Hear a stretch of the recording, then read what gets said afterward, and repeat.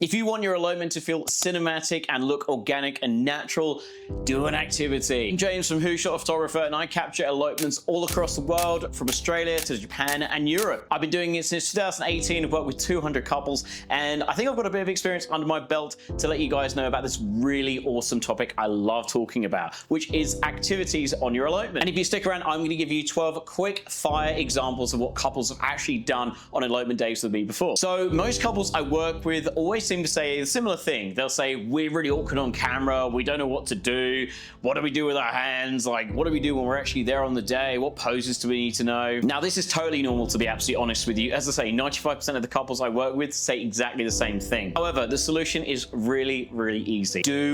Don't pose. Now, what do I mean by that? I mean, keep yourselves busy in the day, book activities. And this is what this video is going to be all about. When you're busy horse riding, having a private chef, learning how to make pasta, or going for a dip somewhere, you aren't thinking about the camera. You're too busy having a great time. Because of that, that means you can relax, you can play, you can just be together and be present. And I think that's really what a lot of couples want to do on the day they get married to their best friend. Think about it when you go overseas, maybe somewhere like Japan or Europe. You want to go there and do something fun in the actual local place you're staying at. For example, if you go to Rome, when in Rome, you might want to do a pasta making course, or you might want to see a Colosseum. This is where you can actually incorporate these really fun activities into your day, and I can come along to document this as well. It makes things very natural, very organic, and to be fair, you guys will have a great time doing it anyway. My big advice is pick 1 or 2 activities that you both really love and build the day around. So let's talk about how this actually works.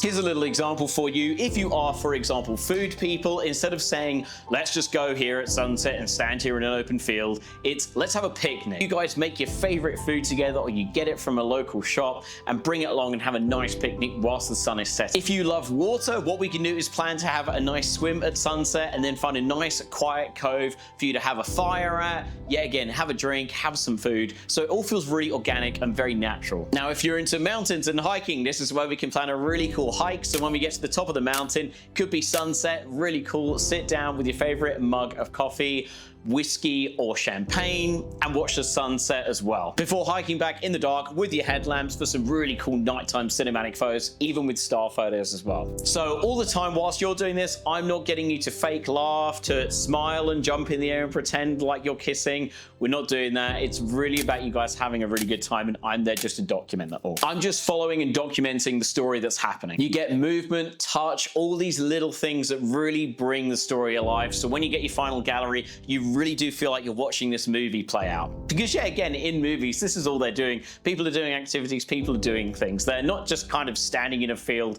for no reason at all. This is why these photos read cinematic and dreamy and like something out of a romance novel, because they feel real and because you're actually doing stuff the couples do. You're having fun. By the way, if you are looking for really cool locations and ideas outside of what I'm sharing in this video, go and give me a follow over at Who Shot a Photographer on Instagram. I'm always sharing hints and tips on there and examples from the really cool elopements I've done where couples are doing activities just like these. Right, let's keep going. So let's talk about big activities, which can seem overwhelming to start with, but are actually really cool to include on your day. Helicopters are a classic inclusion for so many elopements because they're so fun, and they can also get you from point A to point B really easily. Many couples I work with actually love helicopters because it's really easy to go up the top of a mountain right at sunset, so you do get the best views and no one else is around as well. For example, when it comes to this, the best thing to do is talk to a licensed operator, work out which times work for them, and sunset as well. Then you can plan your day around that. And when it comes to other ideas, if you, for example, love water, get in the water with your elopement outfits. This is a really fun thing to do, and it's a nice kind of just wild feeling to do,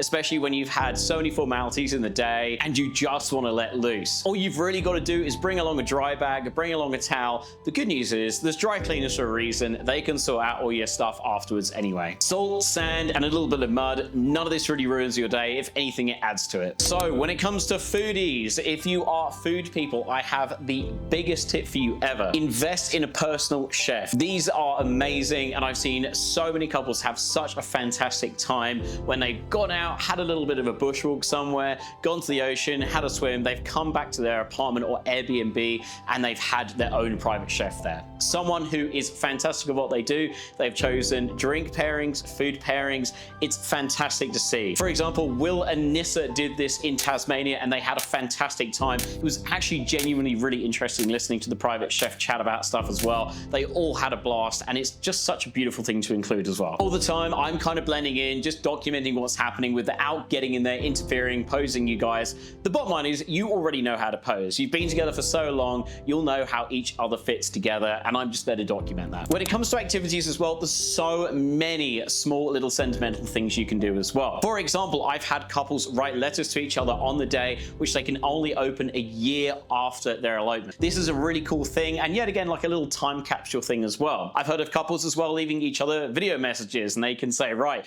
you'll open this in 1 year, or even one couple has said 10 years. So there really is no limit to this. Hell, you could even have an elopement at your own home and spend the time digging up part of the garden and actually kind of putting a little time capsule in there for yourselves as well. So when it comes to actually planning your activity, this is where a lot of couples can sometimes worry. They think, how do we fit this in the day? How's it all gonna work? What if the weather turns sour? What do we do? The good news is this is where we come up with a plan B. Having a plan B on your elopement day is kind of essential, especially as many couples actually love to be outside when they're eloped. Now, you can get rough weather. As I've mentioned before in my other video about rain, weather reports are pretty inaccurate until about 2 to 3 days out. So that means planning it can be a little bit tricky, but the good thing is if you put a bit of a buffer in there for the time, for the day, it means if something does happen, you're always gonna have wiggle room as well. Many licensed operators will be really aware of this as well. To be fair, they might make a call to kind of say, we're gonna go ahead with this, or they're not. And the good news is if they don't, do not fear, because this is where, yet again, if you have an experienced elopement photographer like myself, we're going to be able to pivot, come up with other ideas which will really suit you both as well. When it comes to timing, I've already spoke about permits on this channel before.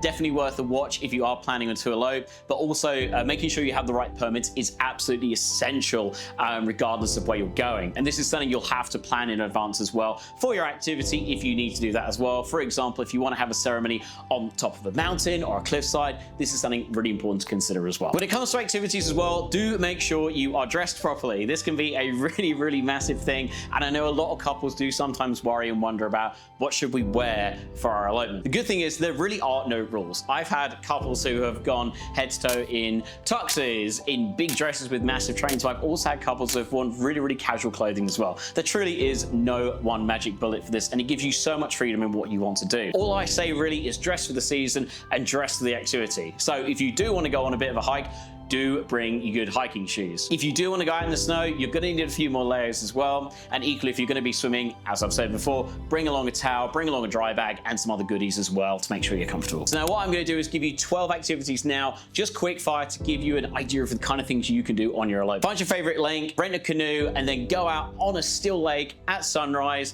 and then have some nice morning coffee afterwards. A short horseback ride through the back country, followed by a nice slow walk back at dusk. A private chef cooking pasta for you both whilst you enjoy the Tasmanian sunset. Hike to a secret lookout and then stargazing with a blanket and a hot cup of glühwein. A helicopter ride to an alpine ridge and then a quiet vow sharing. A coastal rock pool swim and a quiet walk back along the beach at sunset. A bike ride through vineyards and your own personal picnic overlooking some mountains. A whale watching cruise and a salty head pub stop afterwards. A trip to your favorite city aquarium and then street food afterwards in the neon lights. A pottery class where you make your own mug for your kitchen. A simple time capsule message you'll write for each other to open up on your first anniversary together. Or if you really love your home, you can even have a slow morning, making pancakes, putting your favorite records on, and just basking in the morning light. And as a bonus tip, I've even had couples ski at Threadburn Perisher before as well, which looks amazing. Every one of these turns, what do we do now, into we're doing this together, this is great fun, this is so us. And that is the difference that this all makes. So yes, activities don't just fill the day, they make it. They erase awkwardness, invite genuine moments, and it makes your end wedding gallery feel like a film. Pick one thing you're both really excited by and build it into your timeline. This is what I do for couples all the time, and I think it's such a beautiful thing to really listen to what people's passions are and what interests they share. I'll handle the light, the prompts, and everything else, so you don't have to worry about that and you can just be yourselves. If you found this whole video helpful, I would love to hear what you think down below. Tell me about an activity you would really love to do. I think everyone's so different. It would be really cool to hear that. And to say, if you have found this helpful, please do give it a like and a subscribe. I do try and put out weekly videos to help couples and other photographers really understand this whole world of elopements, which I'm so passionate about. And if you guys want to follow me again, head over to Who Shot the Photographer on Instagram, and I will chat to you guys in the next video. See you soon, guys. Bye.